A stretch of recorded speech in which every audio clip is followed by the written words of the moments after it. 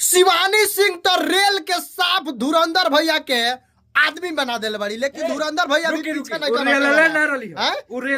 कर उ सच्चाई दिखैले रहलियो इनकर लोग के जितना अच्छा रउआ बताइए जे धुरंधर भैया आज उनकर वीडियो डिलीट कर। अच्छा ए महाराज ई तो इंडस्ट्री का हिमांशु पांडे का जिंदगी खराब कर देलसन। ई चोर आदमी एकनी के वीडियो डिलीट ना करियसन, एकनी के बस इतने बड़ा इतने बड़ा कनिया छोड़ी नचनिया संगे जिम कर। ए भाई तो तार इहो एगो अच्छा जितना चिल्लाता रसन जे पवन सिंह के अवार्ड मिलल, धुरंधर के ना मिलल, धुरंधर के जिम कइला पे अवार्ड मिली। बताई भोजपुरी में कचड़ा फैलाई ओकरा बाद अवार्ड मिली, अपना बहन के बारे में कही ओकरा बाद अवार्ड चाहतनी। हां अब तनी बताई ना दुकान से मार के वीडियो डिलीट करा देलसन, एकदम करा दिया।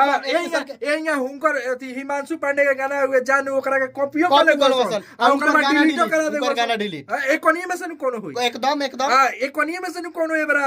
अच्छा रउआ एगो हमरा एक बात बताई, जैसे कि जितना जना के ई लागता अगर रउआ टंगड़ी में टंगड़ी फसावत नहीं ओकरा बाद रउआ अवार्ड चाहिए ना ना चलो तरह के हेते बड़ा अवार्ड दे देता नहीं लेके हेंगा झूलावत रही टंगरी में टंगरी फंसा के अवार्डो के नीचे से लगा ली हलो तो न मजा आई। चलो लो तिवारी अवार्ड चाहिए बाबू। आई पगलाइल बोका बोका आके वीडियो बनाते रसन 2 MP के कैमरा लगा कि अवार्ड सुनो मेरा जवाब, तो शिवानी सुनो मेरा जवाब, तारे मुंह पे जवाब। एक और बात बता दी जे सही में भाभी के दर्द जोन बाकी शिवानी सिंह कहले रहलियो, माने भाभी लाइक भाभी छोड़ी वो जेकर मरद नचनिया साथे जिम करत ओकरा खातिर कहले एकदम हॉलल ह काहे अगर राउर साफ सुथरा छवि बाहर हुआ केहू के कुछ न कि सब कुछ राउर रहती ए घंटा साफ सुथरा साफ सुथरा छवि लोग नहीं जानत, दूध पिए नहीं लोग नहीं जानत। का हम कहिए वीडियो में कुछ ज्यादा हम कहे कि ना अगर यूट्यूब हमरा के ना दी तो तनी सरेस्टिकेशन तो हम तरह के देखैती कि का कहल जाला ओकरा के। अच्छा एगो बात बताई, जैसे कि पवन सिंह के तुलना हर चीज में पवन सिंह के तुलना देखिए पवन सिंह झूठों के बदनाम है, असली धुरंधर तो यहाँ पे है। मलाई तो दोसर कोई खाता ऊपर छाली मारा जाता दूध बदनाम हो जाता। बताओ पवन सिंह बदनाम बाड़े जो दारू पियले, पवन सिंह बदनाम बाड़े लड़की बाज आ माजा दूसरे कोई मारा था। लेकिन शिवानी सिंह के जे गाना लिखले बानू ओकरा के मारे 1000 तोप के सलामी भैया सलाम ये गाना लिखे के चाहिए भोजपुरी।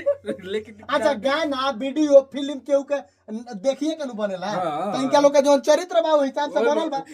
के कहल है कि उंगरा परोला अच्छा जब हम जियान नहीं कहले तो लोग गरियावत तो चिड़त काहे बनी। अब आई अरे हम गरीब घर के लड़का है इसीलिए हमको गरीब घर के लोग तो सब करबो भोजपुरी हमको बॉयकॉट कर दिया है भैया, हमको अवार्ड वगैरह कुछ भी नहीं मिल रहा है, हम क्या करें।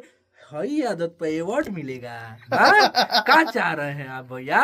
भोजपुरी को गर्ग में घुसवा दीजिए। 2 राइटर रखबे किए हैं जो बैठा है सब कुकुर है चिरा के कोनो लड़का के गाना बाजू ओकरा के कटा के दे टिप भी आ एगो रौरा बोल रही बनी कोनो लड़का के गाना आ जाए वो टिप लिया सना रौरा स्ट्राइक मारवा दे। अच्छा रौरा लास्ट एगो बात बता दी कि गाना डिलीट हो गइल बा, ओइ पर का कहब रौरा लास्ट? देखिए गाना डिलीट हो गइल बा, कहीं ना कहीं इनकरा लोग के लागल ह कि हम ओइसन कइले बानी ओइसन खराब हम बानी वही से गाना ना। तो अगर इन लोग इनका लोग के कुछ ना रहते एंटरटेनमेंट खातिर गाना बाकी अगर यहाँ के क्या कहनी कि हम एंटरटेनमेंट खातिर करतनी तो वो तो भाई एंटरटेनमेंट खातिर रहला नो। सही बात है। छोड़ी कनिया के नचनिया साथे जिम कर। बाकी वीडियो के खूब ज्यादा शेयर करी, चैनल पर नया बनी तो सब्सक्राइब करी। मिलता है अगला वीडियो में, तब तक खातिर नमस्कार।